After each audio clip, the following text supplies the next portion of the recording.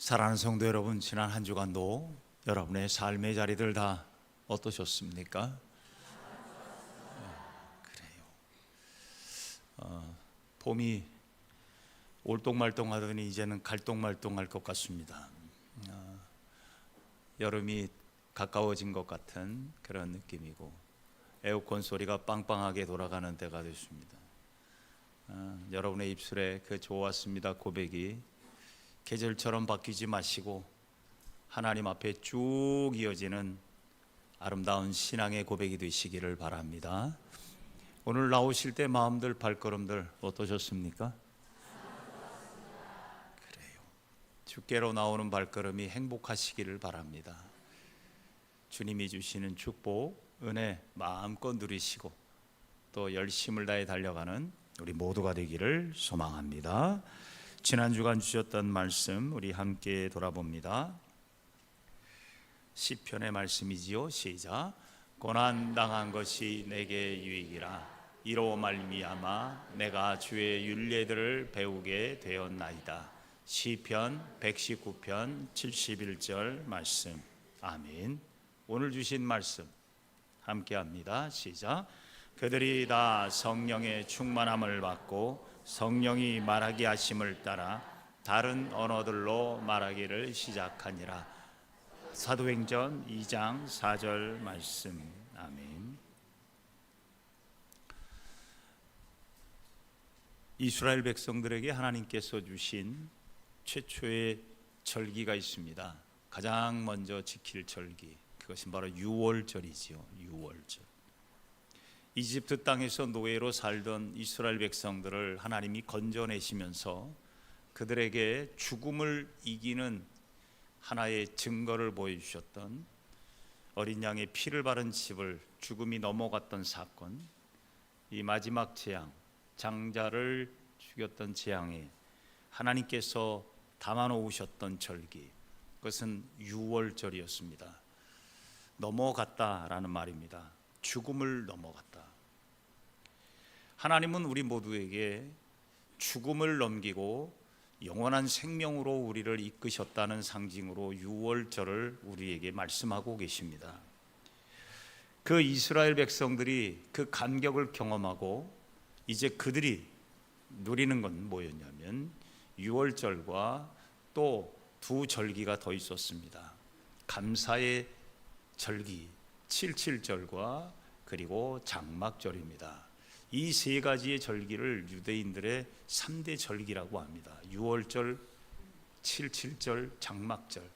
그런데 오순절이라는 단어가 있습니다. 이게 오순절은 뭐냐?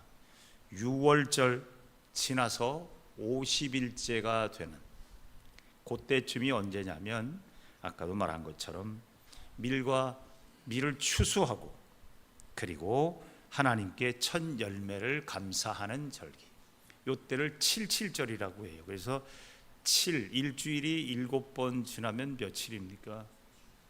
49일인가요? 49일. 그래서 77절이라고도 하고 그 다음에 50번째 날을 지킨다 해서 오순절이라고도 합니다. 그런데 주님이 부활하시고 나서 50일째쯤 되는 날이 또한 오순절이었습니다. 이것이 절묘하게 겹쳤지요. 그래서 오순절날 유대 이스라엘 백성들이 예루살렘에 모여 있을 때 또 예수를 믿고 부활하신 주님을 기억하며 함께 모여 있었던 예수님의 제자들, 이들도 유월절 다음 오순절을 잘 지키는 사람들이었을 겁니다. 왜냐하면 그들도 유대인들이었거든요. 그런데 이때에 새로운 역사가 일어납니다. 오늘 본문에 있는 말씀처럼 오순절에 예루살렘에 모여있던 제자들에게 성령이 임하셨다. 그래서 이 성령의 역사가 이스라엘 땅에 본격적으로 열린 날이 바로 오순절이었습니다. 그래서 우리는 예수 그리스도의 성령을 따라 사는 사람으로서 이 오순절이라고 지키지 않고 우리는 이 날을 뭐로 지키냐면 성령 강림 주일로 지키고 있는 것입니다. 성령은 하나님께서 예수 그리스도를 부활하시고 승천하신 후에 우리에게 주신 선물입니다. 그런데 성령은 손에 잡히지도 않고 눈에 보이지도 않습니다. 그래서 우리가 성령을 설명하려고 하면 난감합니다. 도대체 성령을 어찌 표현할까? 영적 이 감각이 있는 사람들은 좀 느낄 수도 있겠지만 말입니다. 그러나 성령은 우리의 눈에 보이지가 않습니다. 그런데 오늘 본문에 보게 되면 불꽃이 이렇게 갈라져서 올라가는 것 같은 모양으로 제자들 각각에게 임하셨다라는 본문의 말씀이 있습니다. 그런데 성령은 어떤 모양으로 임했느냐가 중요한 것이 아니라 성령이 어떻게 역사하느냐를 우리가 기억해야 한다는 것입니다. 성령은 하나의 상징과 능력으로만 보는 게 아니라 성령이 어떻게 우리 가운데 역사하는지를 우리가 볼 수 있을 때 그것이 바로 성령이라고 말할 수가 있습니다. 확실한 건 성령은 성령을 받고 성령으로 사는 사람을 통하여 나타나는 것입니다. 예수를 믿는 사람은 성령이신 예수님을 우리도 믿는 것이고, 예수님을 영접했다는 말은 성령이 내 안에 거하신다는 사실을 믿는 겁니다. 그래서 예수 믿는 사람은 성령으로 사는 사람이라고 말할 수 있습니다. 우리는 누구다? 성령으로 사는 사람이에요. 밥만 먹고 사는 사람이 아니라 우리는 성령의 힘으로 사는 사람이에요. 지금 우리를 살게 하시는 능력과 힘도 누가 주신다? 성령이 함께 하심으로 주시는 거예요. 자, 그렇다고 한다면 우리가 예수를 믿고 성령으로 사는 사람은 어떻게 알 수 있는가? 아, 저 사람은 성령으로 사는 사람 같다라고 말할 수 있는 두 가지의 증표가 있어요.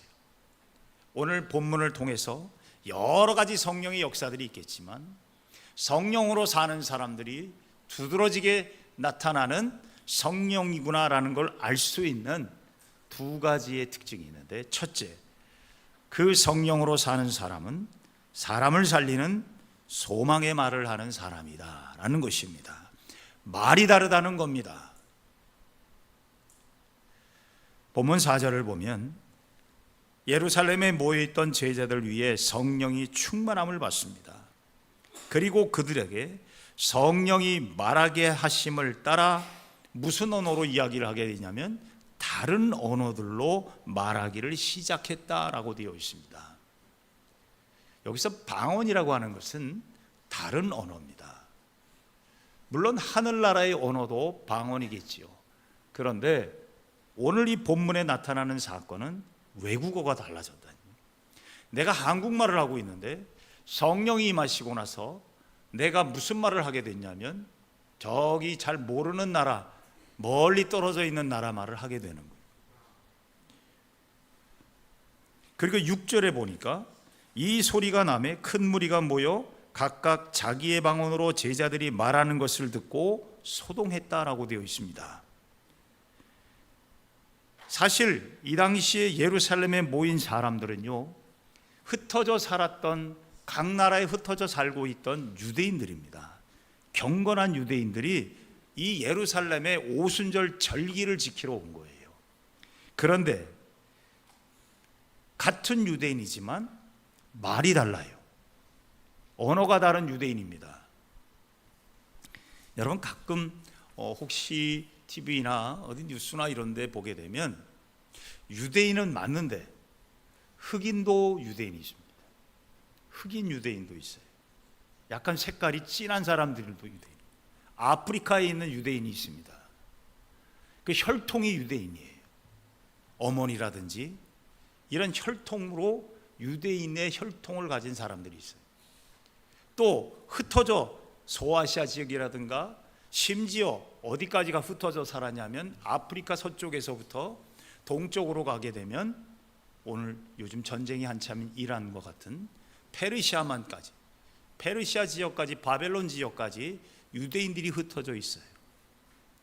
엄청나게 흩어져 있는 이들이요, 예루살렘의 오순절에 모여들었는데, 오늘 본문 2장 9절, 10절, 11절에 보게 되면 얼마나 많은 곳에서 왔는지를 보여주고 있습니다.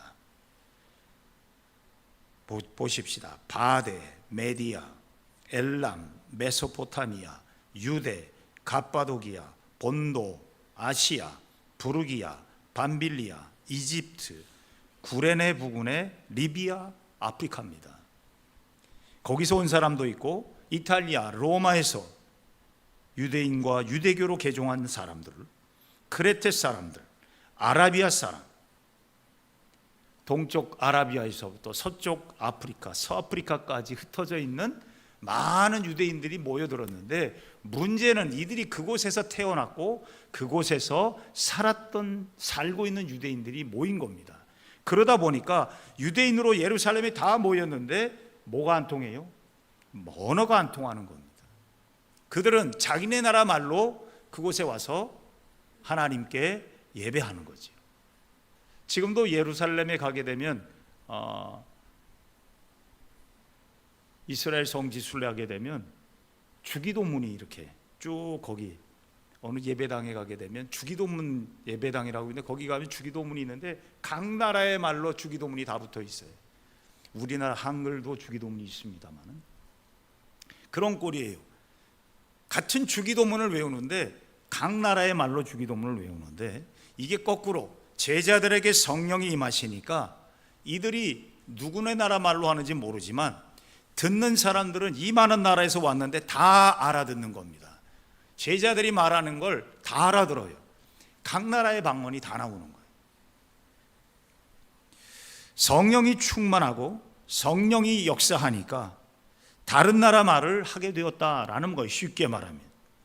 그런데 성령의 역사는 이게 전부가 아니라는 겁니다. 우리는 성령의 역사를 단지 어떤 하나의 능력이라든가 어떤 상징적인 것으로만 생각을 합니다. 하나님이 우리에게 성령을 주시는 것은 이 성령으로 말미암아 우리가 살아서 다른 사람을 또한 살게 하는 소망의 사람이 되라는 것입니다. 오늘 제자들에게 임했던 성령은요, 역할이 뭐였냐면 언어의 능력을 주신 게 아니라 그 주신 언어를 통해서 뭘 전하라? 하나님께서 하신 일, 예수 그리스도의 부활을 증거하라는 것입니다.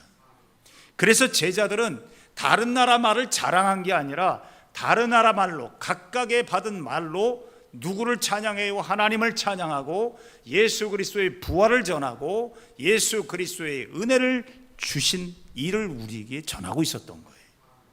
이게 성령으로 사는 사람의 특징이라는 겁니다. 성령은 능력만 깨닫고 능력을 받았다는 것으로 끝나는 게 아니라 궁극적으로 가야 할 방향은 하나님의 은혜를 전함으로 그들도 희망을 가지고 살게 하는 겁니다. 성령으로 사는 사람이 어떤 사람이냐? 소망의 빛을 줄 아는 사람이에요. 예수 믿는 사람은요, 어떤 상황에도 소망을 줄 수 있는 사람이에요. 찌르는 사람이 아니라, 꼬집는 사람이 아니라, 아프게 하는 사람이 아니라, 아픈 사람 힘을 얻게 하고 주저앉은 사람 일어나게 하고, 예수님이 공생의 기간 동안 하신 일들이 다 그거예요. 희망을 주셨어요. 그 희망이 어떤 희망이냐? 영원한 희망을 주신 겁니다. 어떤 상황에서도 희망을 주는 거예요.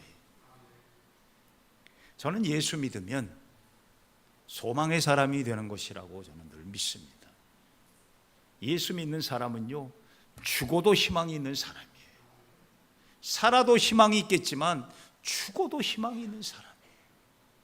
왜? 주님은 죽음을 뛰어넘으셨잖아요. 유월절 절기를 앞두고 예수님이 십자가에 달리셔서 죽으셨어요.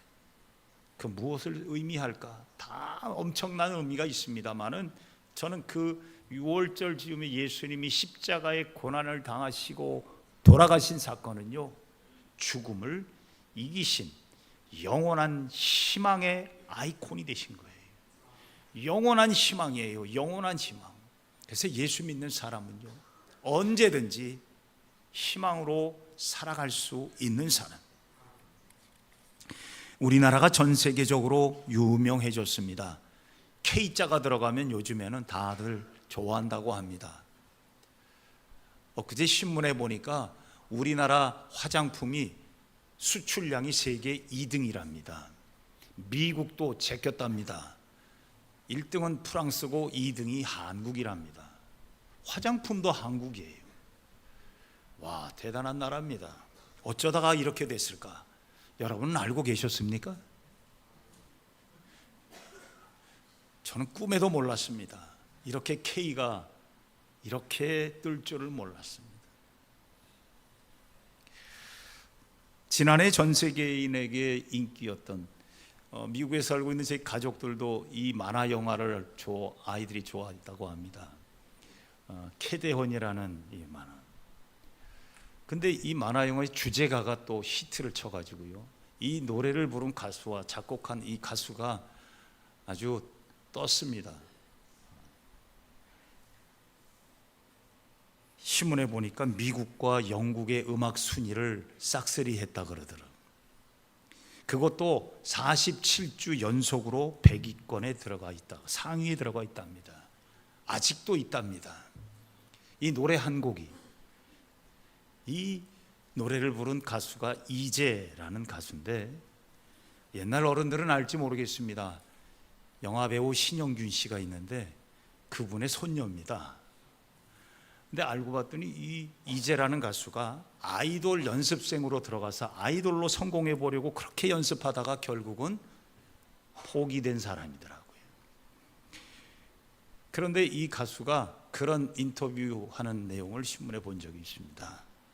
세상에 보니까 희망을 노래하는 것이 그렇게 많지 않더래요. 사랑도 노래하고 이별도 노래하고 슬픔도 노래하고 이런 노래들은 많은데 희망을 노래하는 것들은 그리 많지 않다. 그래서 자기가 그 희망을 노래하고 싶어서 그 노래를 작곡했는데 그게 골든이라는 노래랍니다.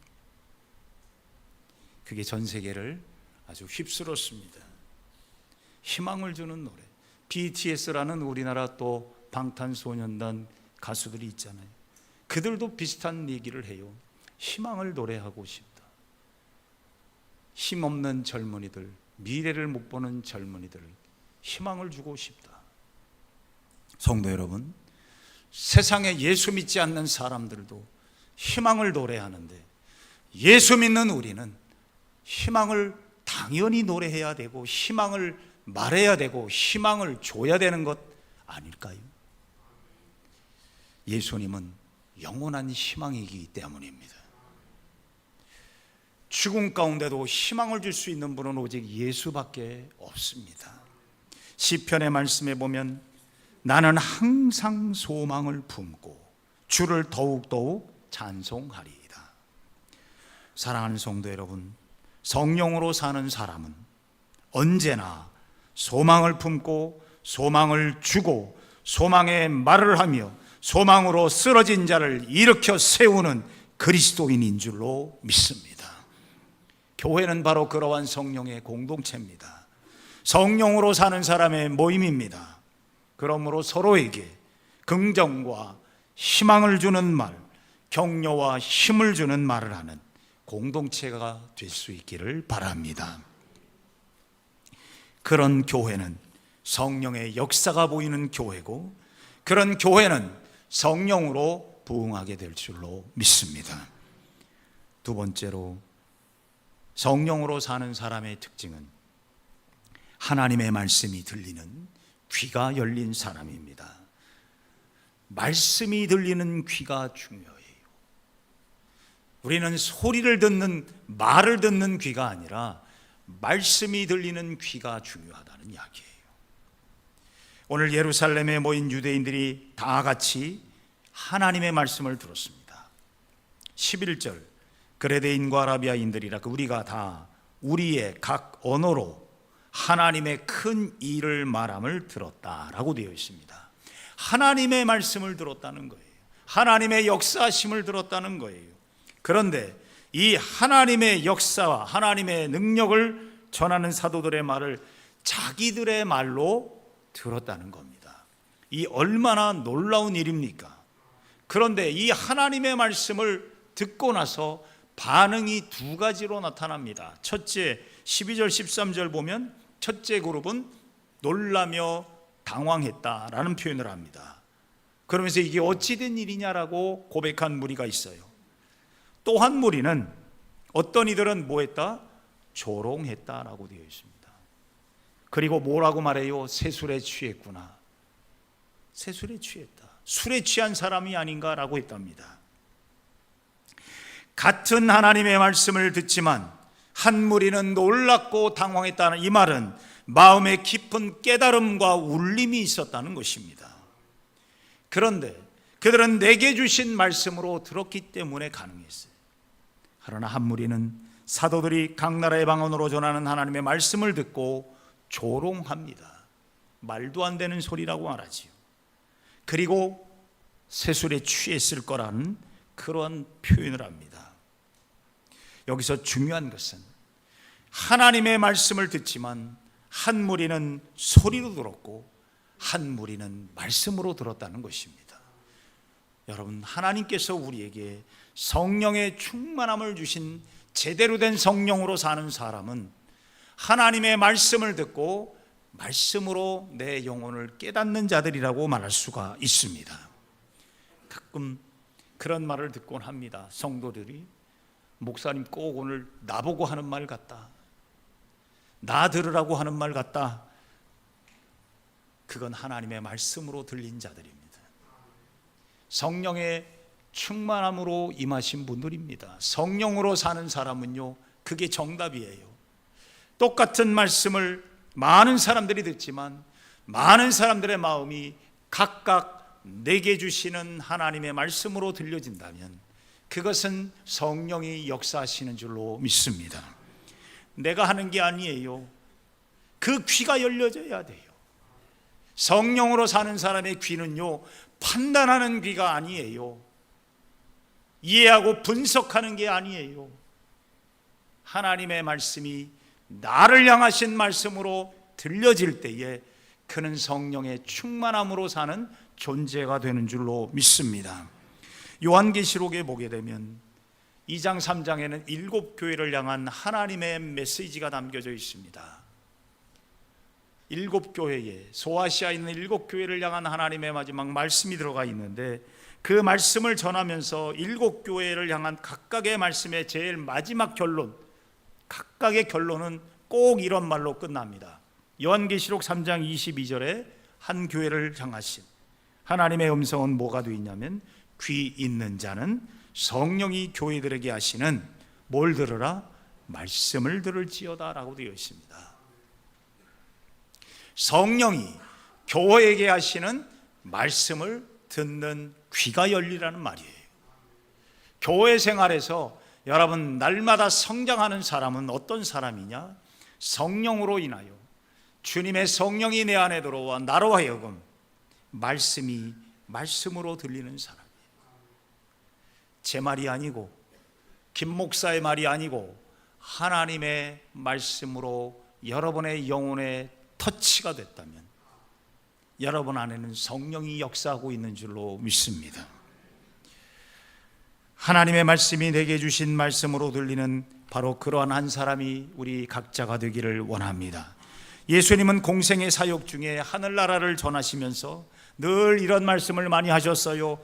귀 있는 자는 들을지어다. 귀 있는 자는 들어라. 뭘 들어요? 말씀을 들으라는 겁니다. 사람은요, 세월이 갈수록 두 가지가 달라집니다. 입술이 달라집니다. 자기 말이 많아져요. 둘째로 귀가 달라집니다.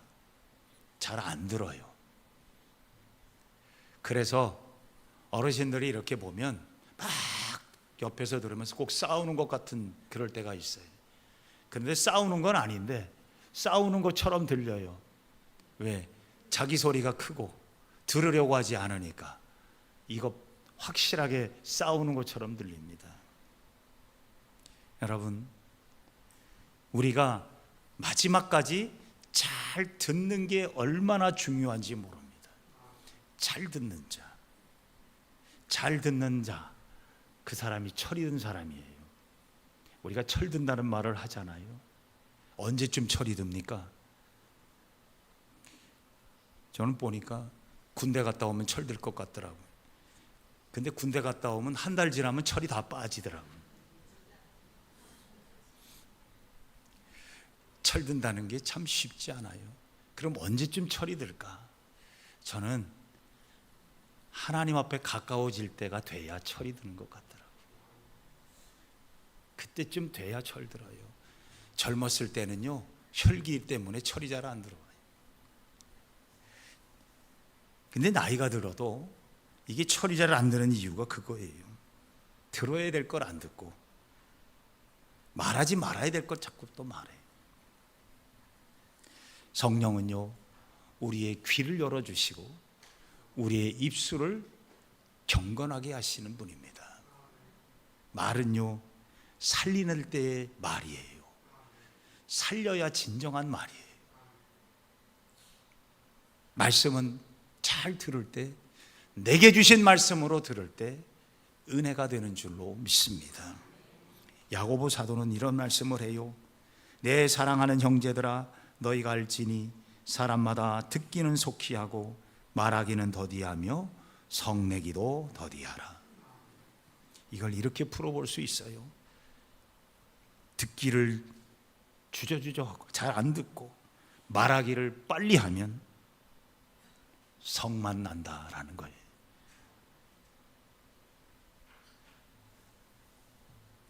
사랑하는 성도 여러분, 하나님은 우리에게 성령을 주시고 우리 서로를 살리는 희망의 메신저가 돼, 희망의 사람이 되라고 말씀하십니다. 하나님의 말씀을 끝까지 잘 듣는 사람이 되라고 말씀하십니다. 그 사람이 성령으로 사는 사람이에요. 그럴 때 우리의 영혼이 잘 되고 범사가 잘 되고 강건해지는 축복이 임할 줄로 믿습니다. 기도하십시다. 사랑이 많으신 주님, 참 고맙습니다. 하나님은 우리에게 성령으로 임하시고 우리로 성령으로 살라고 하십니다. 성령으로 사는 사람, 하나님 서로에게 희망을 주고 살리는 말을 하는 사람이 되게 하여 주옵소서. 하나님 또한 우리에게 주시는 하나님의 말씀을 들을 때 내게 주신 말씀으로 듣는 귀가 열리게 하여 주옵소서. 그럴 때 하나님 우리의 영혼이 잘 되고 범사가 잘 되고 강건한 주의 백성들이 될 줄로 믿습니다. 예수님의 이름으로 기도하옵나이다. 아멘.